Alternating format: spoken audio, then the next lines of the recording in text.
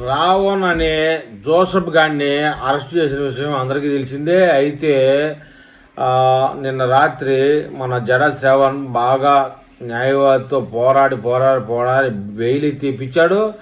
అయితే ఇక్కడ విషయం అర్థమైంది ఏంటంటే, పోలీసులు అతన్ని కేసు బుక్ చేసేటప్పుడు ఎఫ్ఐఆర్ రాసేటప్పుడు స్ట్రాంగ్ ఎవిడెన్స్ పెట్టకపోవడం వల్ల అవి 14 రోజులు కస్టడీకి ఇవ్వాల్సినటువంటి కేసులు కాకపోవడం వల్ల బెయిల్ ఇవ్వాలన్నట్టు న్యాయమూర్తి నిర్ణయించినట్టు తెలిసింది.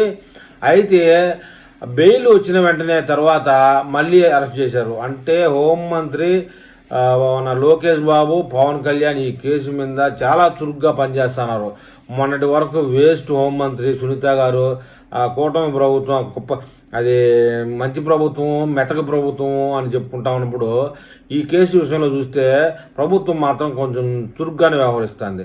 పవన్ కళ్యాణ్ నోట్లో అది పెట్టుకొని అసభ్య కూతలు కూయడం, హిందూ దేవతల్ని అసభ్యంగా మాట్లాడడం, ఇలాంటి నా కొడుకలకి బెయిల్ వెంటనే రావడం అనేది ఒక న్యాయ వ్యవస్థ మీద కొంచెం ప్రభావం చూసిన బట్టికి ఆ ఎఫ్ఐఆర్ రాసేటప్పుడు బలహీనంగా రాయడం వల్ల ఆ కేసులకి అంత స్ట్రాంగ్నెస్ లేకపోవడం వల్ల బెయిల్ వచ్చిందని చెప్తున్నారు. మొత్తానికి రెండోసారి మళ్ళీ అరెస్ట్ చేశారు.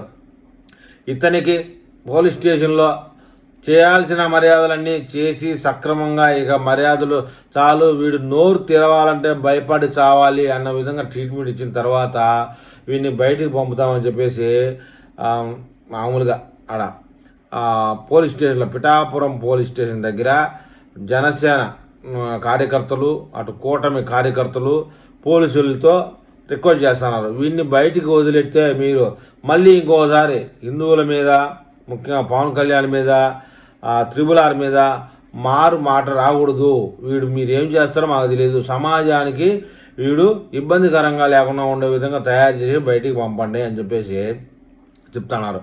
మరి ఈ కేసు విషయమే మరి ఇంకొక అప్డేట్ రావాల్సి ఉంది. అప్డేట్ రాగానే నేను మళ్ళీ ఒక వీడియో చేస్తాను. ఆ వీడియో మీకు చేరాలంటే నా ఛానల్ సబ్స్క్రైబ్ చేయండి, లైక్ చేయండి.